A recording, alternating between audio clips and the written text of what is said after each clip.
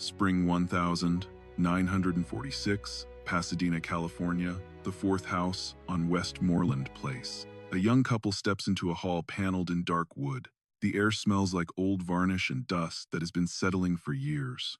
They look up, then around, and the wife finally says the sentence that can destroy a masterpiece without touching a hammer. It is too dark, painted all white. The man who hears her is Cecil Huggins Gamble, heir to the Procter Gamble fortune. He does not argue. He simply knows, with a cold clarity, that if he sells to the wrong buyer, the house will die. Not in one dramatic moment, but by 1,000 small decisions that feel reasonable to people who do not understand what this place is. Tonight, I want to take you inside that decision. Inside the house. Inside the people who carried it. Because the Gamble House is not just a building. It is a story about how the most ordinary product in the world, soap, paid for one of the most extraordinary works of American craftsmanship. And it is a story about why one family chose preservation over profit when nobody would have blamed them for walking away. Chapter 1. Why this house could die without a wrecking ball. When we talk about famous mansions, we usually talk about size, wealth, and status. But the danger to the Gamble House was never that it would be outshined by something bigger. The danger was that it would be misunderstood as merely a big old house. Because a normal old house can be renovated without much loss. You repaint, you replace windows, you swap fixtures, you open a wall, and the building still feels like itself. But the Gamble House is not that kind of object. It is closer to a handcrafted instrument. Its surfaces are not finishes, they are the voice of the house.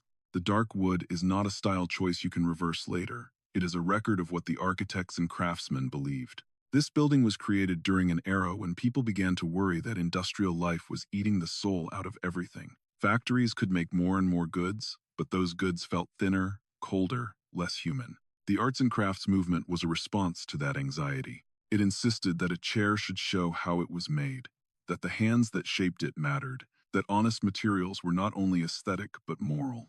The Gamble House is one of the clearest statements of that idea in America. It is a house built like a piece of fine furniture, expanded to the scale of a residence. It is packed with joints, carvings, and small decisions that cannot be mass-produced. The building is filled with tactile moments, the kind you only notice when you slow down and touch them. So when someone says paint it all white, they are not talking about redecorating. They are talking about erasing the very thing that makes the house itself. White paint would not simply lighten the rooms. It would bury the grain, flatten the relief, and turn a living surface into a dead layer.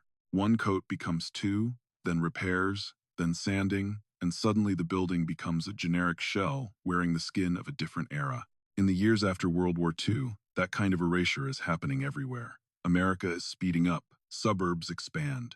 New materials like plastic and chrome promise clean modernity. People want houses that are easy to heat, cheap to repair, quick to resell. Developers look at land as numbers. A handmade mansion with a unique roof system and complex woodwork becomes a problem, not a prize. And yet, the Gamble House sits there, refusing to fit into the new world. The stakes are not only architectural, they are human, because a masterpiece that requires constant care demands a kind of ongoing sacrifice from whoever owns it. It asks for time, money, patience, and restraint. It asks you not to treat it like property. It asks you to treat it like a responsibility. That is the pressure Cecil feels in 1946. He is not choosing between two buyers. He is choosing between two philosophies. The philosophy of convenience and the philosophy of craft. Think about what you expect when you hear the word mansion. You expect a place that exists to be looked at. You expect bright rooms, framed portraits, polished stone, maybe a sense that you are not supposed to touch anything. The Gamble House works differently. Its beauty is not separated from use. The doorknobs feel good in the hand. The windows open in ways that make sense. The furniture is not random. The house is not performing wealth for strangers. It is performing comfort for its owners. That is why people who do not understand it can accidentally destroy it. They treat it like a normal old house that needs updates, like a piece of real estate that can be improved with paint and modern fixtures. They do not realize that the improvements they imagine are the very things the house was designed to resist. In the modern world, this misunderstanding happens constantly. A handcrafted object is judged by the standards of a disposable object. A slow artifact is judged by the standards of speed. It is like taking a violin made by a master and deciding the wood looks outdated, so you spray it with a flat coat because that seems cleaner. You have improved nothing. You have ruined the instrument. The Gamble House stands at the center of that conflict. It is a one-of-a-kind work, but it exists in a world that wants everything to be replaceable. If we are honest, that conflict is not only about architecture, it is about how we live. It is about whether we are willing to keep anything that requires care, patience, and discipline. It is about whether we value things that cannot be reduced to convenience. So when Cecil hears paint it all white, he hears more than taste. He hears a whole worldview pressing into the door. Now let us rewind to the start, when the house was not yet a burden, but a dream. One more thing before we go further. The Gamble House is often described as a masterpiece, but masterpieces can still be quiet. If you come expecting spectacle, you might miss it. The spectacle is not in gold or height. The spectacle is in the refusal to be cheap. It is in the way a corner is finished, even when nobody is likely to stare at it. It is in the way the builders cared about how a hand would feel a rail in the dark. It is in the way the house treats a family dinner as something worth designing for. That is why this story works so well as a narrative. The enemy is not a villain with a wrecking ball. The enemy is indifference. The enemy is the ordinary impulse to simplify, and the hero is not a superhero.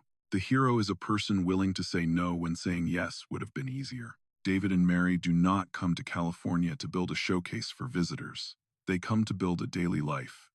Their decision is shaped by a set of beliefs that might feel strange today, but were very real to them. They believe air and light are not luxuries. They believe health is not only medicine, but environment. They believe a home can heal a body if it is designed correctly. That belief might sound extreme, until you remember that in the early 20th century, people are still living with diseases that feel frightening and unstoppable. Fresh air is not a slogan, it is a strategy. They also believe that beauty has value beyond decoration. David has lived too long inside a system where value is measured only in production and profit. He wants something that resists that calculation.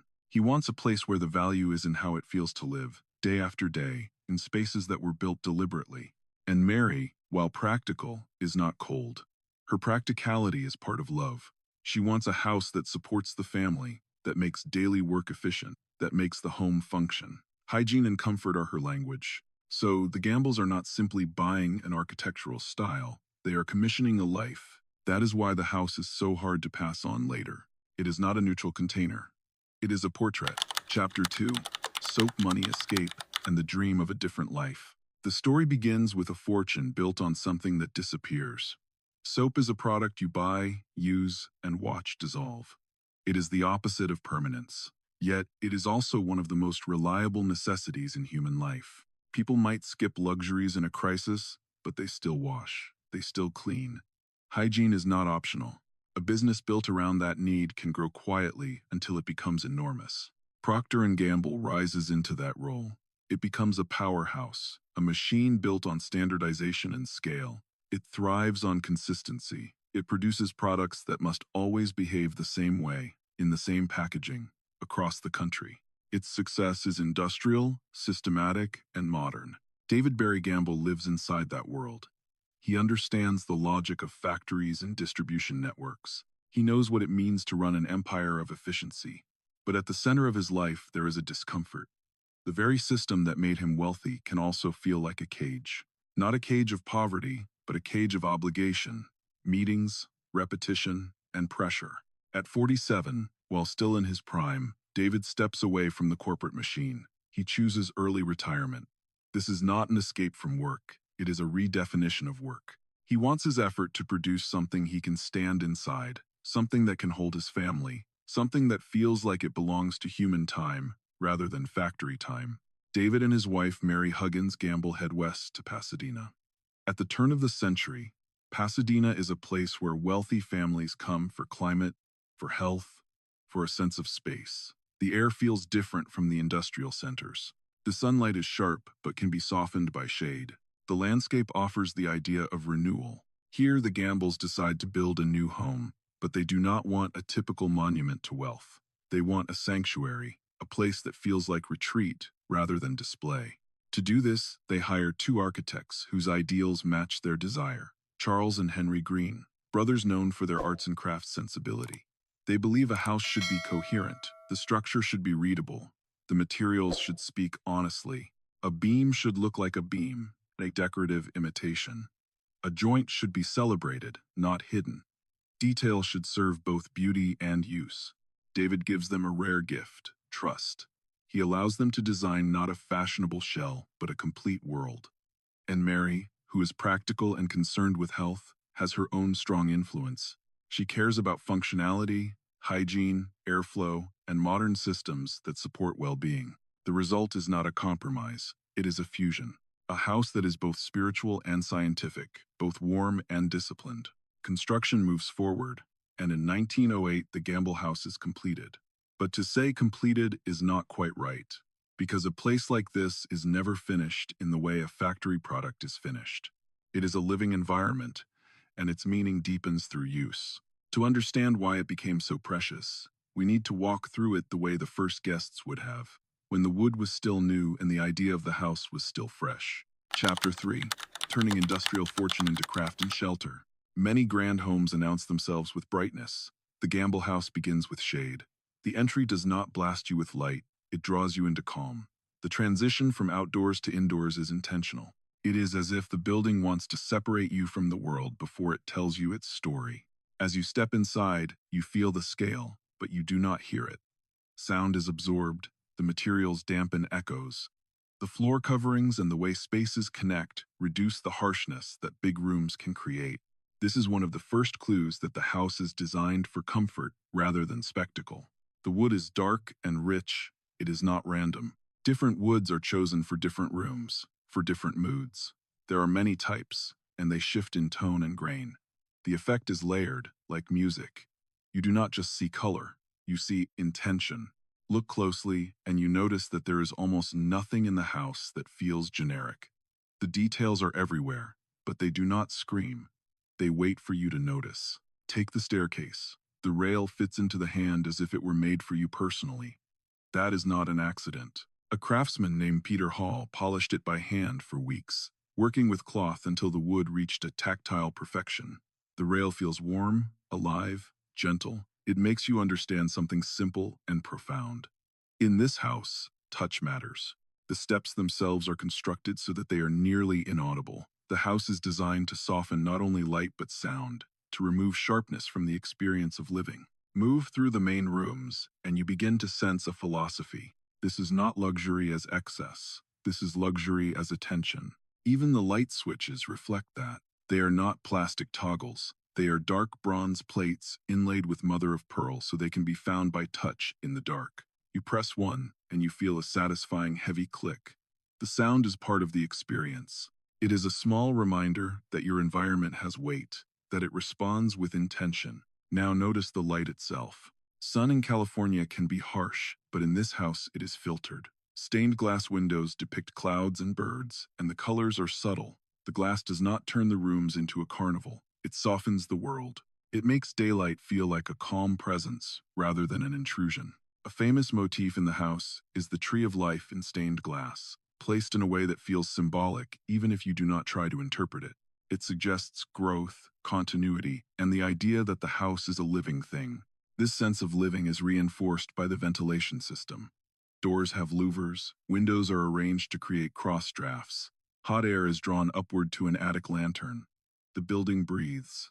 Even when you are still, the house is doing something, managing air, shaping comfort. And then you enter a space that reveals the other side of the Gamble philosophy. The kitchen is Mary's domain, and it feels like the soap empire translated into architecture.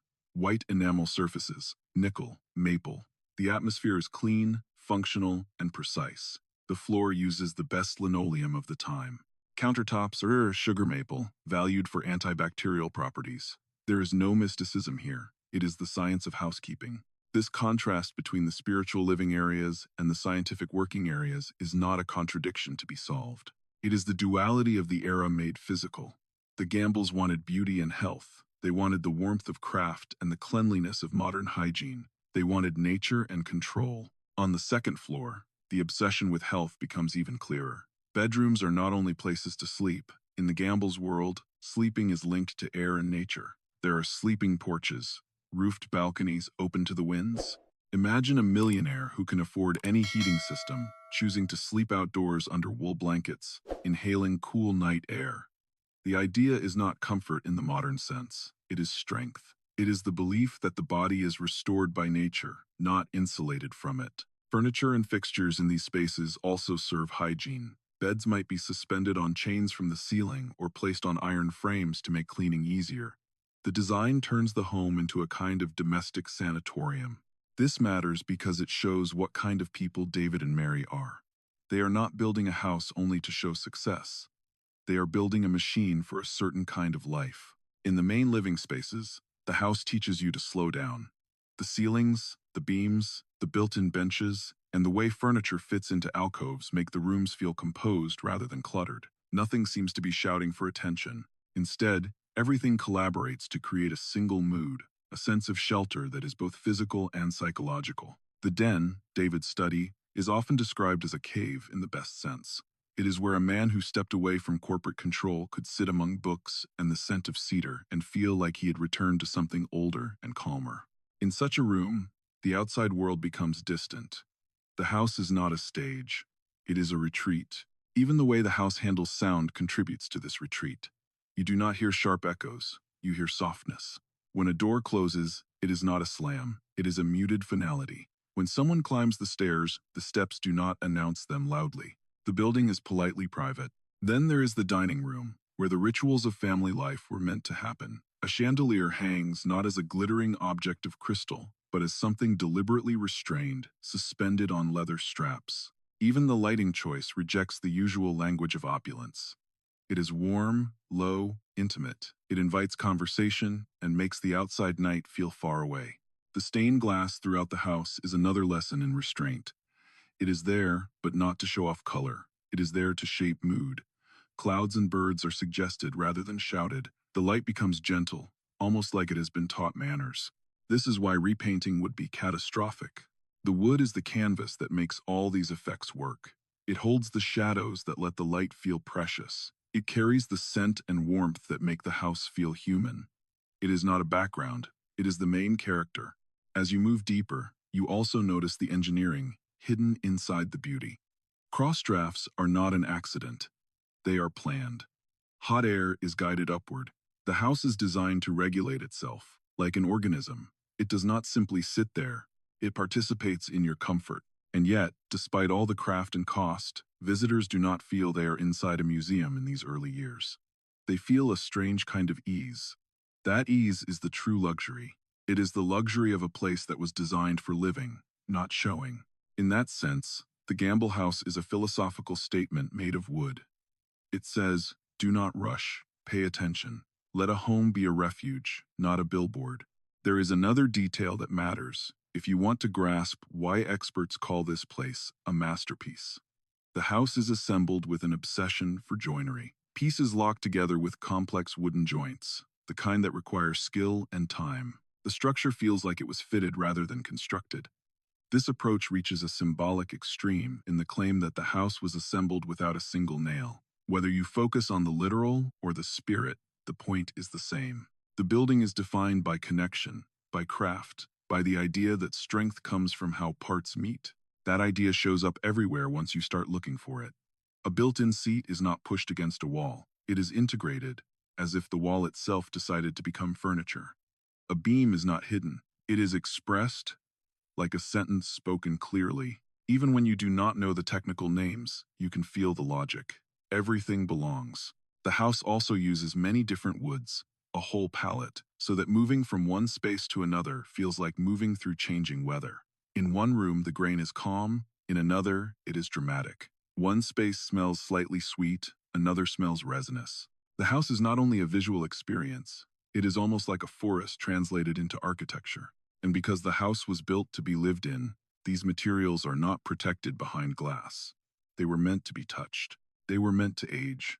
That is another reason paint would have been such a tragedy. Paint does not let wood age honestly. It hides age. It turns history into a flat surface. And in that life, control shifts away from corporate power toward personal environment. David is stepping away from managing a huge corporation, but he still needs a sense of agency. In the Gamble house, he can direct attention toward comfort rather than profit. The house gives him microcontrol, the shape of the rail, the click of a switch, the soundless stairs. Each detail reinforces the feeling that this space is deliberate, not accidental. Visitors often describe the house as soothing rather than overwhelming. It is grand, but it does not crush you. It offers quiet luxury long before that phrase exists. It is filled with craftsmanship and rare materials, yet it feels human, not imperial. In these years, David finds something like reconciliation. He has money, and money can make him uncomfortable. But here, money turns into beauty rather than dominance. It becomes something he can justify to himself, because it creates a place that celebrates human hands. But a house like this is an idol made of wood and glass. It is fragile, not because it is weak, but because it depends on care. It demands the kind of devotion that is easy to give when life is full and joyful, and harder to give when life becomes quiet. And life always becomes quiet eventually. The tragedy of the Gamble house is not a disaster. It is time. Chapter 4. When the dream outlives its dreamers. In the early years, the house is alive with family energy. But decades pass. The sons grow older. Cecil, Clarence, and Sydney leave to build lives in the wider world. The mansion, built for noisy dinners and laughter, begins to hollow out. Silence fills the corridors. It is a special kind of silence because the house absorbs sound. Footsteps do not echo loudly. That should be comforting, but in an empty building, it can feel eerie. It is as if the house is holding its breath. Mary becomes the central presence. She is a woman of iron will and Puritan morality. She runs the household with efficiency, almost like a factory of cleanliness. Servants work to a strict schedule. They are almost invisible, moving through rooms without disturbing the atmosphere. Dust is an enemy. The wood must remain polished. Everything must remain impeccable. In this stage, the house begins to shift from home to museum, while the original occupants are still alive. That is one of the most haunting parts of the story. The effort to preserve perfection can freeze life, and the moral tension intensifies. The Gambles are known for philanthropy. They donate large sums to a college. They support church and civic organizations. They embody civic responsibility in public. Yet privately they live in isolation inside a wooden palace whose cost could have fed hundreds of families for a year. That contrast creates a pressure you cannot ignore. Was the house an act of love for art or an act of colossal selfishness? The story does not answer. It simply shows. On the 15th of July, 1923, David dies at 75. The house that was designed as an ideal sanatorium, a machine for prolonging life through clean air and calm, becomes something else. It becomes the most luxurious dying room in California history. Not because it is intended to be, but because that is what happens when a dream outlives its dreamer. Mary turns the building into a reliquary. She changes almost nothing. Furniture stays where it was.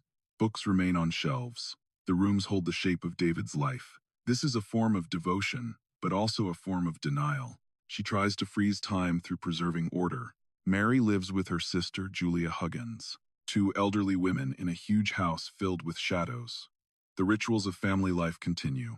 Dinner is served in the dining room under the dim chandelier, even if only two people sit at the table. The act becomes majestic and eerie at the same time. It is a performance of the past for an audience that is no longer there. Outside, the world is changing. The roaring 20s, jazz, cars, new social attitudes. But at Westmoreland Place, time feels stopped. The house, once progressive, becomes a symbol of conservatism and a bygone era. The very thing that made it modern in 1908 makes it old-fashioned in 1928. On the 5th of January, 1929, Mary dies. She passes away just before the stock market crash and the Great Depression. She does not see how America will question luxury. The soap empire will endure because people always need soap, but the culture around it shifts. Julia remains in the house until her death in 1943. These are years of slow fading. The exterior paint dulls. The garden grows wild. Inside, however, the house stays almost perfectly preserved because of devotion and inertia. The servants and routines keep it intact. The building becomes a ghost, but a ghost that has not lost its belongings. This stage of the story raises the central dilemma. What do you do with a dream when the dreamers are gone? The house is so specific, so tailored to David and Mary that it is practically unsuitable for anyone else. Who wants to live inside someone else's psychology? Who wants to sleep in suspended beds, follow health routines, maintain ventilation systems designed around a philosophy of nature? Who wants to care for an unusual roof system, specialized gutters, unique wooden joints, and kilometers of panels? The heirs have lives and families elsewhere. They love their parents, but do not want to return to the dark cave on Westmoreland Place. The house becomes toxic as an asset. It demands maintenance, taxes, gardeners, and specialists. In the context of wartime and then post-war life, that burden feels absurd. A masterpiece becomes unwanted real estate. The tragedy does not arrive with a scream, it arrives with a calendar. It arrives as birthdays pass, as children become adults, as the daily rhythm of a household changes until you realize the rhythm is gone. You can almost picture the slow shift. At first, a big house feels like freedom. There is space to spread out, there are rooms for different moods, there is a sense of abundance. Then one day, you notice that one wing is rarely used. A room stays closed. Another room collects a faint smell of disuse. The silence that once felt peaceful begins to feel like absence. Mary responds to that absence with control. She cannot keep the children from leaving. She cannot keep time from moving. But she can keep the wood polished.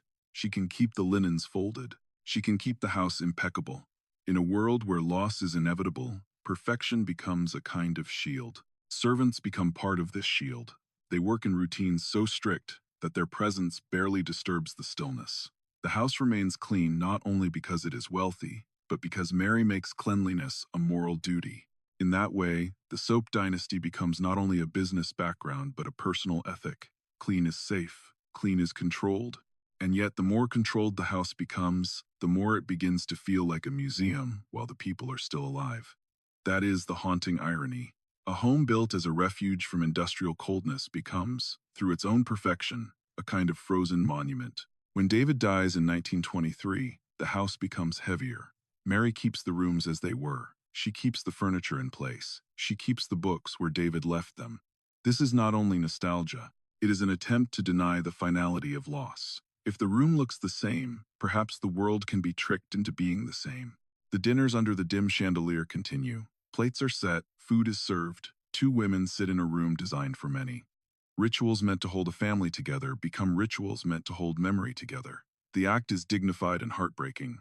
Julia, the sister, becomes a quiet witness to this frozen world. She is not the author of the house, but she is the guardian of the atmosphere. Her years there, stretching into the 1940s, keep the building intact, but the cost is that the house slowly becomes ghost-like. By the time Julia dies in 1943, the building is still beautiful, but it is also dangerously vulnerable because it has lost the one thing that makes a house easy to save. It has lost daily life. A building without daily life can be sold, altered, stripped, or demolished with less resistance. It feels less like a home and more like an asset. And assets are traded. At the same time, it is important to remember that the Gamble house does not become empty overnight. It becomes empty gradually, and that gradualness makes it more painful. A house can handle a sudden tragedy because grief is sharp and clear. A slow fading is harder. It feels like watching a candle burn down without being able to stop time. In the Gamble house, this slow fading is amplified by the way the building handles light. Because the rooms are designed to be calm, because the wood is deep in tone, the shadows feel thick. In a full house, thick shadows feel like comfort. In a half-empty house, thick shadows can feel like time itself is pooling. Mary's commitment to order becomes her way of keeping the candle lit. Every polished panel is a defiance. Every perfectly kept room is a refusal to accept chaos. Yet order can also become a prison.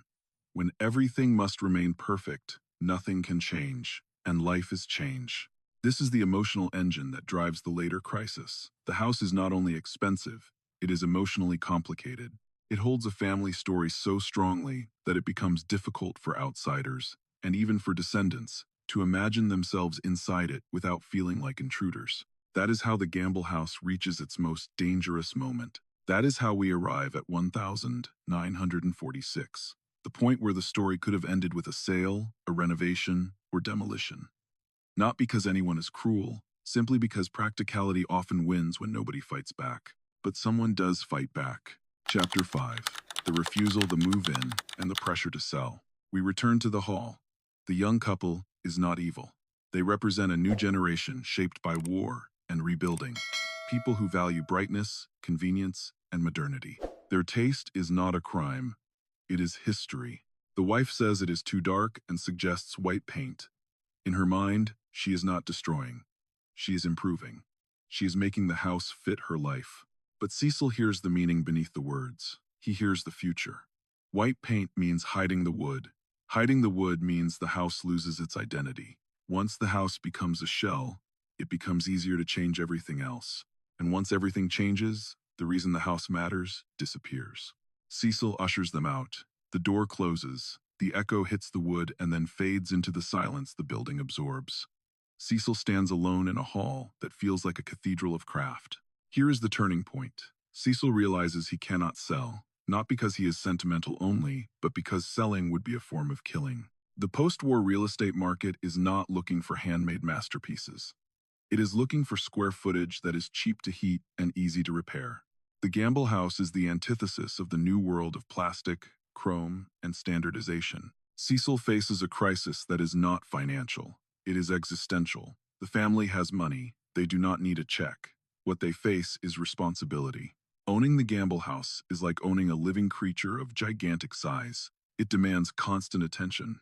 Roof systems, gutters, wooden joints, specialized materials. Craftsmen who understand the old methods are disappearing. If you cannot find the right hands, you cannot maintain the building. There is also something psychological. Cecil grew up with this house as a symbol of his parents' world. He left. He built his own life. Coming back now means taking on not only the building, but the weight of memory. And yet he chooses it. Cecil and his wife, Louise Gibbs Gamble, decide to move into the house. They leave a modern home and step into the twilight halls. It is an act that looks like eccentricity from the outside, but from inside it is devotion. They become custodians living in a museum. To live in the Gamble house is to accept rules. You cannot treat it casually. You cannot slam doors. You cannot ignore the wood. You cannot patch things with whatever is cheapest. The house demands respect. It asks you to listen. For a while, that respect is enough.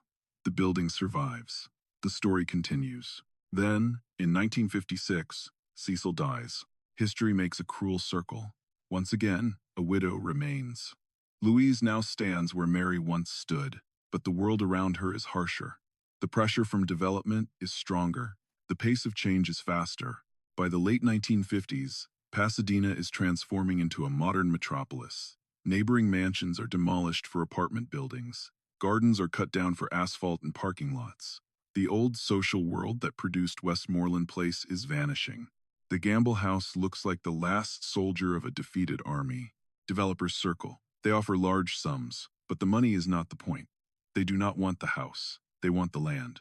They want to pour concrete, to build boxes that bring quick profit. Louise lives in the silence of huge rooms while the city tightens around the hill. This is where something changes inside the family. They begin to understand that private property is the wrong concept for this object.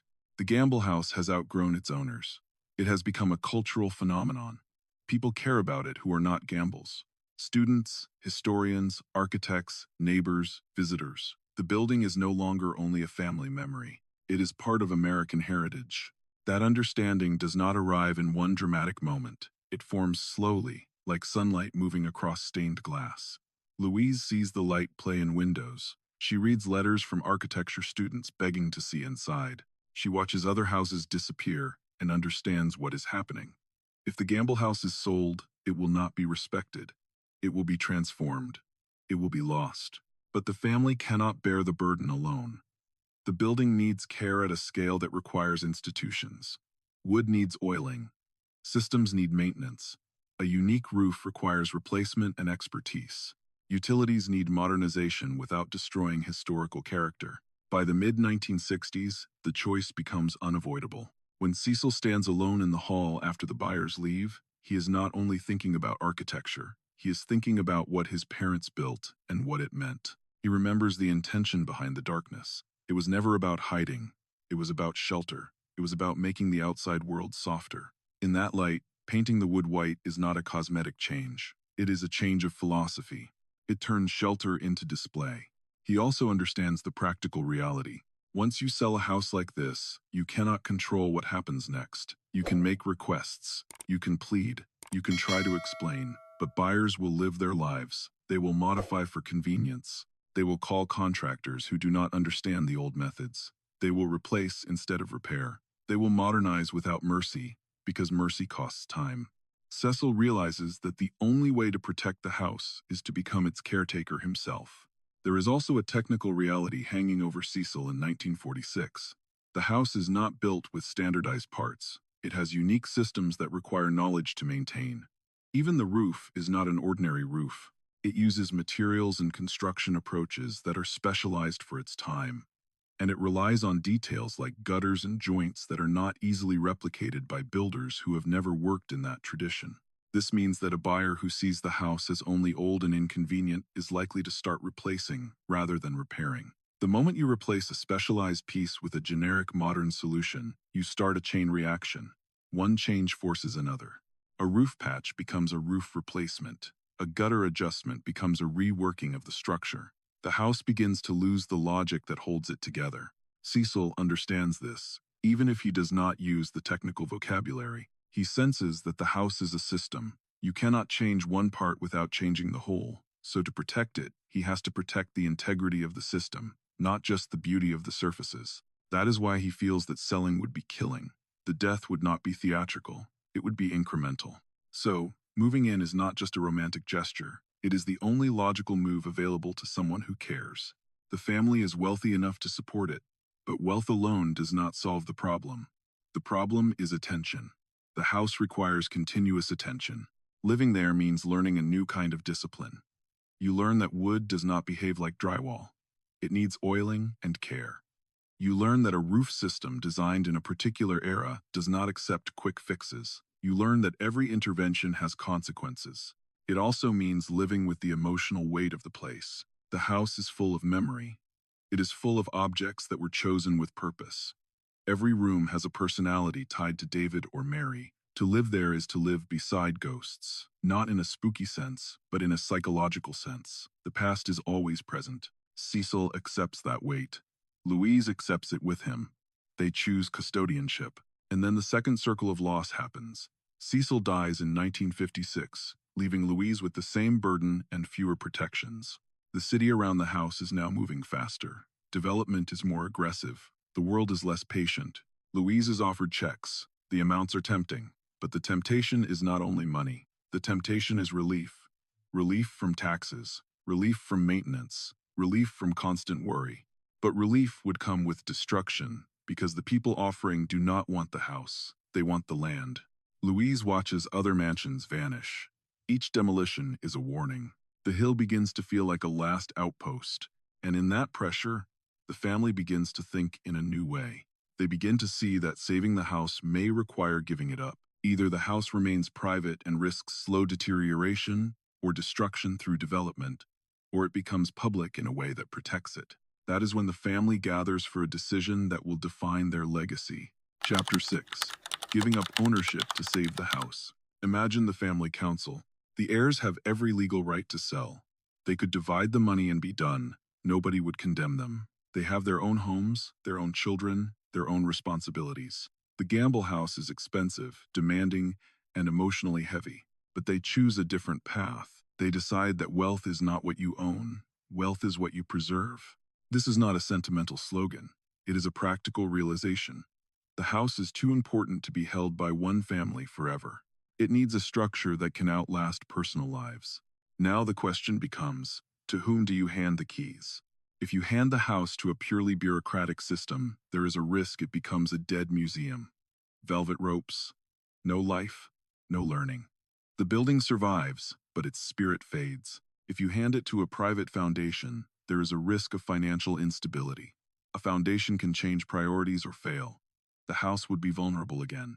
So the family designs a solution as clever as the original architectural collaboration between David Gamble and the Green brothers. They propose donating the house to two institutions at once. The city of Pasadena will receive the land and park. That protects the site itself, ensuring that no condominiums can replace it. The hill remains a public asset, not a developer's prize. The University of Southern California will receive the building itself to be used for teaching future architects. The house will become a living classroom. Students will study it, care for it, and learn what craftsmanship looks like when it is taken seriously. The house will not become only a preserved object. It will remain a place where people live and work, where knowledge is transmitted. On the 14th of January 1966, the documents are signed. The transfer becomes final. A drama that has lasted almost 60 years reaches a conclusion that is both practical and symbolic. There is something powerful in this gesture. Money earned from mass production is converted into a unique work of art and then returned to society as a teaching tool. The circle closes. Capital becomes heritage. But there is also a quiet personal cost. Louise Gamble, who has lived in the house for 20 years, must leave. Picture her walking through rooms that hold the ghosts of her family. She touches panels with her hand. She sees the same light she has watched for decades. She knows that the house is saved, but her home is ending. When she closes the heavy entrance door behind her for the last time, the stained glass tree of life remains inside, glowing in whatever light comes next. She walks away with the knowledge that she gave something up so that something larger could continue. The donation agreement includes strict conditions. The interior cannot be altered. No white paint, no changes that would erase the time capsule. In a way, those conditions are not restrictions. They are protection. They are the family saying, "We have learned what is fragile here, and we will not let it be casually erased." This decision becomes a turning point not only for the house, but for the broader preservation movement in the United States. It shows an example of old wealth serving a new purpose. It proves that preservation is not only about nostalgia, it is about responsibility to craft, to history, to human effort. When the heirs talk, they are not only talking about contracts, they are talking about identity. Because the Gamble house is tied to their family name, and that name is tied to an empire. To give the house away might feel, at first, like losing something that proves the family mattered. But the opposite is true. By giving it away under the right conditions, they make the family matter in a different way. They turn private wealth into public benefit. They turn a personal sanctuary into a lesson for future generations. This is also where the phrase time capsule becomes more than a metaphor. The agreement protects details that might otherwise be seen as outdated. It protects the darkness that makes the light feel gentle. It protects the wood that carries scent and warmth. It protects the joinery that teaches you how structure can be beautiful. And importantly, it protects the house from the small, reasonable compromises that kill historic places. A little paint to brighten, a little wall removal to open space, a little replacement because repair is harder. Those are the quiet killers. The agreement blocks them. The split between city and university is brilliant because it addresses two different threats. Land development is blocked by the city. Cultural and educational continuity is supported by the university. The house becomes not only preserved but used, not only protected but understood. That is how a private home becomes a public classroom without losing its soul. And because the house is used in education, it stays alive. It avoids the fate of becoming a dead exhibit that people look at from behind ropes. Life continues inside it, carefully, and now the Gamble house enters a new life. It is no longer a private refuge. It is a public trust. Chapter 7. What survives and what it asks of us. From the moment the keys leave private hands, the Gamble house faces a new kind of risk. Not demolition, but exposure. A building built for one family must now withstand thousands of visitors. Curious eyes, footsteps, the wear of attention. The house survives by becoming a place people approach with reverence. Visitors perform a small ritual.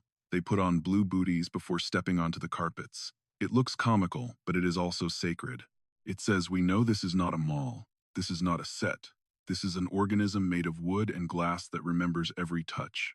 Each year, tens of thousands of people cross the threshold of house number 4 on Westmoreland Place. They breathe air shaped by a century-old ventilation system. They stand in rooms where light still filters through stained glass, depicting clouds and birds. They hear the heavy click of switches on bronze plates. They feel the hand-polished rail on the staircase. And for a moment, they slow down. Outside, modern life roars. Highways and traffic, smartphones buzz with notifications. New buildings of glass and concrete rise quickly, sometimes to be replaced within a few decades. The pace is fast and often careless. And the Gamble house stands as a quiet rebuke. It was assembled without a single nail. It was built with patience. It refuses to disappear. The Green brothers, who once watched their style go out of fashion, are now studied as masters of craftsmanship. Their creation has become a mecca for anyone trying to understand what the word craft really means. Not as a marketing phrase, but as a discipline. The house also preserves the emotional contradiction that created it. A soap dynasty made its fortune on a product meant to dissolve. That fortune built a house meant to endure. The most ephemeral commodity funded a monument to permanence. If you stand inside the house near sunset, the last rays of California light can strike the tree of life, stained glass, and make it glow with gold. In that glow, you can feel why someone would refuse to paint the wood white. You can feel that this place is not only old, it is alive. And then the house asks you, gently but insistently, the question it has been asking since 1908. In an era of disposable things, what will you leave behind? More things that vanish, or something that carries the warmth of human hands? David Gamble was not an artist by profession. He was a businessman. Yet the most important investment move of his life was not a corporate strategy. It was an act of choosing beauty. He converted industrial profit into a sanctuary that still teaches people a century later. The Gamble House is not a museum of the past. It is a mirror. It shows us what home can feel like when it is built slowly, honestly, and with care. It is the secret masterpiece of the soap dynasty. Saved because one heir heard a simple sentence in 1946 and refused to let it become the ending.